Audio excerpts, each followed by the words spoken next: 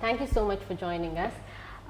We've been following your work, and you have been quite critical of the World Bank's ease of doing business rankings, and India is currently very interested in those. So what are your key criticism of the EDB?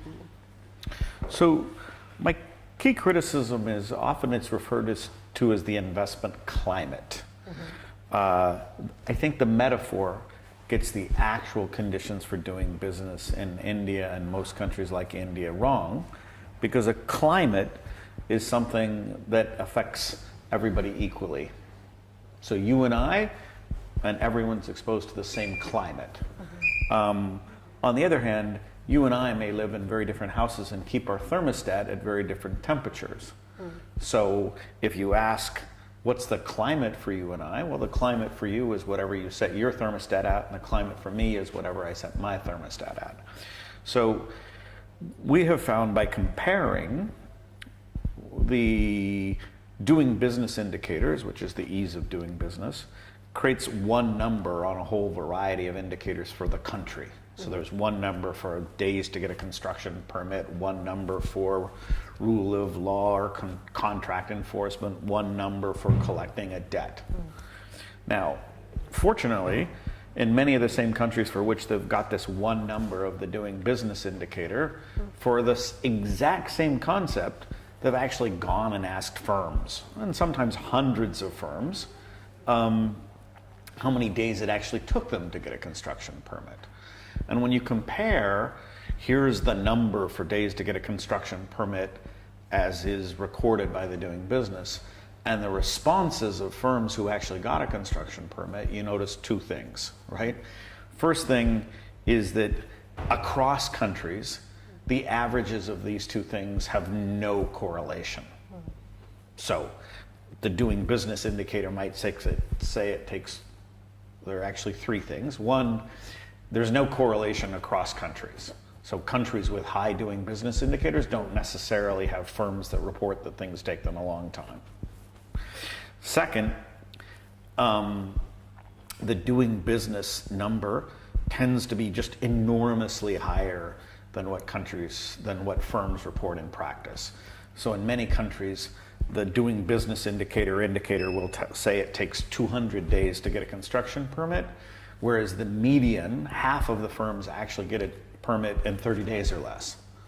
So there's this huge gap between the reality as it's portrayed by the doing business indicator and the reality as firms' response.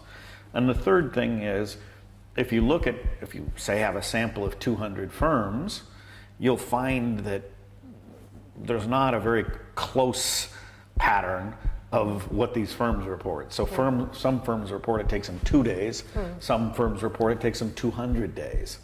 So what we find is that the variation among firms in a given country is actually larger than the variation across countries. So crudely put, it doesn't matter as much where you are as who you are, or what kind of firm you are. So the variability across firms is much, much larger than the variability across countries. So it's not a climate. Every firm is being treated in a very different way.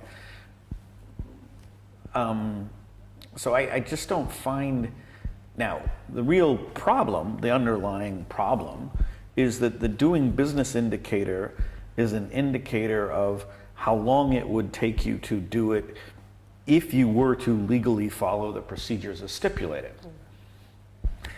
Well, then it's often the case that that's not in fact how businesses who are doing business are actually doing business. They're often doing business by having come to some accommodation with the regulation of various types. Maybe they have a special legal waiver that they don't have to comply.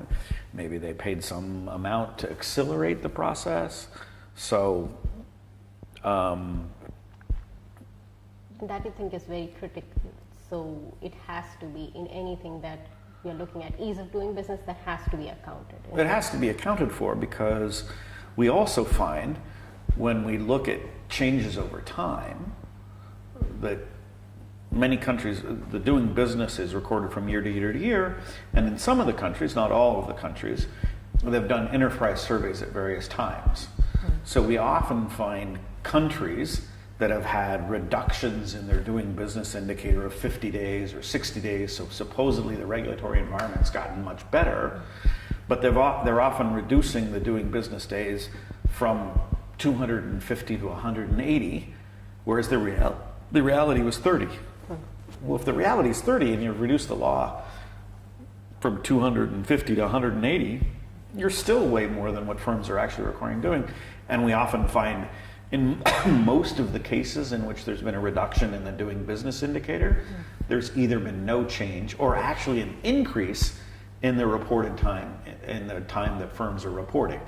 So you can get countries engaged in some sense in a game of trying to make their investment climate look better by changing the de jure environment as is recorded by the doing business, that actually has almost no effect on firms that are actually doing business in the country, because they've already accommodated themselves to the regulatory environment in a way that minor changes or even major changes in the regulatory environment doesn't really change what the realities they face. So, in a way, you're saying that EDB tries to, or surveys like that try to only work on what looks good and what's not actually good. So, in that case, what kind of a regulatory environment should we create so that enterprises do well? So, I think there's two elements of that. Now, I'm not saying that the regulatory environment can't create inhibitions to firms. It's just we have to think about it differently, in the sense that there are already firms that aren't subject in some sense to, it's not a constraint to them, the regulatory environment, but that doesn't mean that's true of all firms. So many times what's really going on is the regulatory environment exists to discriminate among the firms. There are favored firms that in one way or another have got a special accommodation vis-a-vis neutral enforcement of the policy, and then disfavored firms. And then if we think about regulatory reform, the reform has to think of, are we really deterring new entrants? Are we deterring new firms from coming into the environment? So even though the favored firms aren't really being inhibited by regulation, maybe they are using it as a way to deter new firms.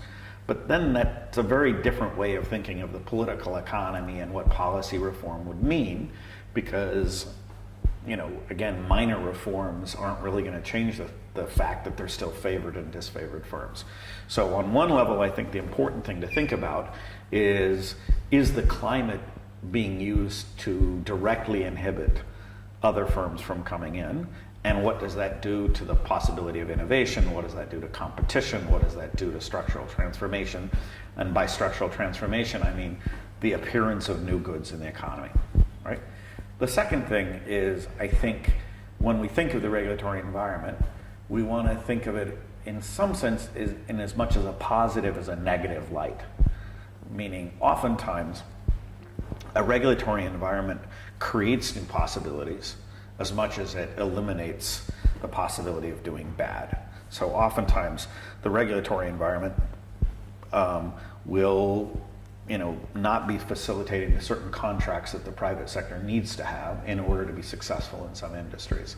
So I think, again, rather than thinking of the regulatory environment as being primarily this negative burden that needs to be eased, we should think, what is the regulatory environment that firms actually need in order to be productive?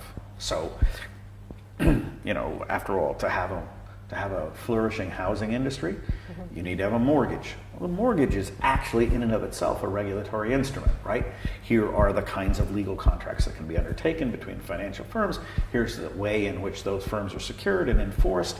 And in that way, the regulatory environment isn't necessarily seen as exclusively as a burden. And this is why I think oftentimes the ease of doing business, it makes it seem as if the regulatory environment is a burden. But if you look at detail at the ease of doing business, lots of the things are actually facilitative, right? They actually facilitate transactions in industries and emerging. So again, I think if I were India and thinking about a regulatory environment, I would think in part about the inhibitions it creates, but in part about, am I really creating a regulatory environment that makes possible more and more complex and more productive enterprises? I think that makes complete sense. If I may, there's another question not related to EDP, if I could ask you. You have done considerable work in education in low-income countries on why schooling is not working. In India, we know that it's not working particularly. So, what can be done to change that situation? I know it's... Well, I think the first thing that can be done to change that situation is to have a clearer consensus that learning outcomes really are the central driving feature of a schooling and education system. Now that might sound stupid because like, well, what other purpose does it have? But actually, if you look at the way the bureaucratic apparatuses of government have been mounted, they really are almost exclusively focused on enrollments and inputs.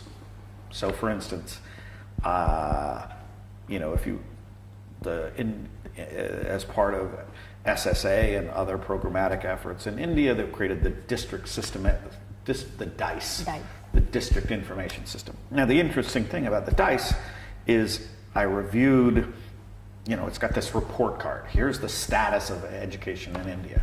There's not a single indicator of learning. So here they're telling us, here's the report card of learning, but in this report card, there's no report card about learning. How can it be a report card of education if there's nothing about learning? So I think, oftentimes people start by asking, well, what is it that we should do in particular? But I want to start a step earlier. I want to say, let's get a social consensus and a political consensus that what really are the goals? What really are the skills that we want kind of every child to emerge from their schooling experience equipped with, right?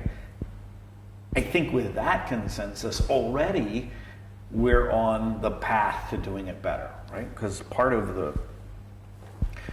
unless you have an explicit consensus that that's what you're doing, it's easy to pretend that things are going well because you can show on the DICE indicators, oh, we've got more of these inputs, and look, there's more kids in school.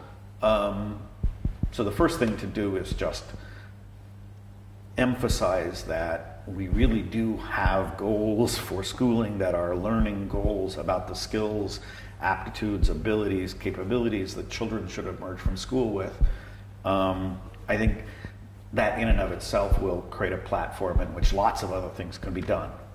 Because it's not so much the search for, here's a particular technique that needs to be adopted, but the search for, let's create the goals that we have, and then let's turn people loose to discover ways to meet those goals. Thank you so much. That, I think, kind of nails what we need to be doing, a change in focus towards learning and not just getting our kids into school. Right. Thank you so much for joining us. Thank you.